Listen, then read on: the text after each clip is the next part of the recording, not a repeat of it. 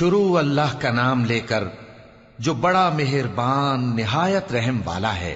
ایک طلب کرنے والے نے عذاب طلب کیا جو نازل ہو کر رہے گا، یعنی کافروں پر، اور کوئی اس کو ٹال نہ سکے گا، جو بلندیوں والے اللہ کی طرف سے نازل ہوگا، جس کی طرف روح القدس اور دوسرے فرشتے چڑھتے ہیں، اس روز نازل ہوگا جس کا طول 50,000 برس ہوگا۔ تو تم کافروں کی باتوں کو حوصلے کے ساتھ برداشت کرتے رہو۔ لوگ اس دن کو دور سمجھتے ہیں، جبکہ ہماری نظر میں وہ قریب ہے۔ جس دن آسمان ایسا ہو جائے گا جیسے پگھلا ہوا تانبا، اور پہاڑ ایسے جیسے رنگین اون، اور کوئی دوست کسی دوست کو نہ پوچھے گا، حالانکہ ایک دوسرے کو سامنے دیکھ رہے ہوں گے۔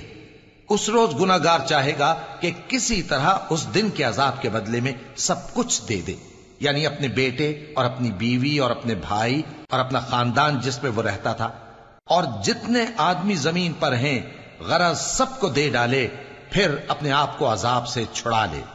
لیکن ایسا ہرگز نہیں ہوگا۔ وہ بھڑکتی ہوئی آگ ہے، کھال ادھیڑ کر کلیجہ نکال لینے والی۔ وہ ان لوگوں کو اپنی طرف بلائے گی جنہوں نے دین حق سے اعراض کیا اور منہ پھیر لیا، اور مال جمع کیا پھر سینت سینت کر رکھا۔ کچھ شک نہیں کہ انسان کم حوصلہ پیدا ہوا ہے۔ جب اسے تکلیف پہنچتی ہے تو گھبرا اٹھتا ہے، اور جب ملتا ہے اس کو مال تو بخیل بن جاتا ہے۔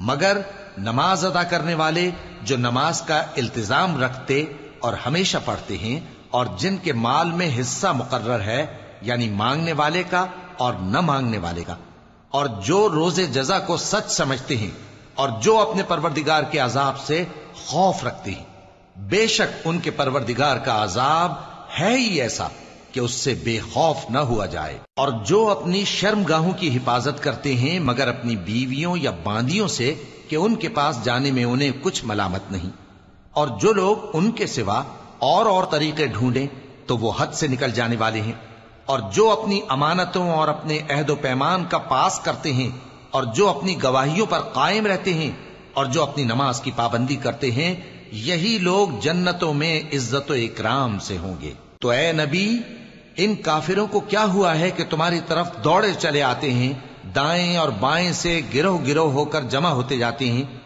کیا ان میں سے ہر شخص یہ امید رکھتا ہے کہ نعمت کے باغ میں داخل کیا جائے گا؟ ہرگز نہیں۔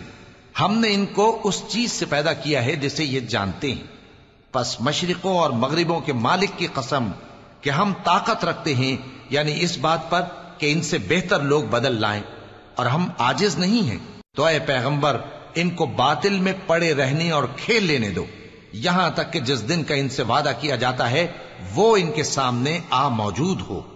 اس دن یہ قبروں سے نکل کر اس طرح دوڑیں گے جیسے کسی مقابلے کے نشان کی طرف دوڑے جا رہی ہوں۔ ان کی آنکھیں جھک رہی ہوں گی اور ذلت ان پر چھا رہی ہوگی۔ یہی وہ دن ہے جس کا ان سے وعدہ کیا جاتا تھا۔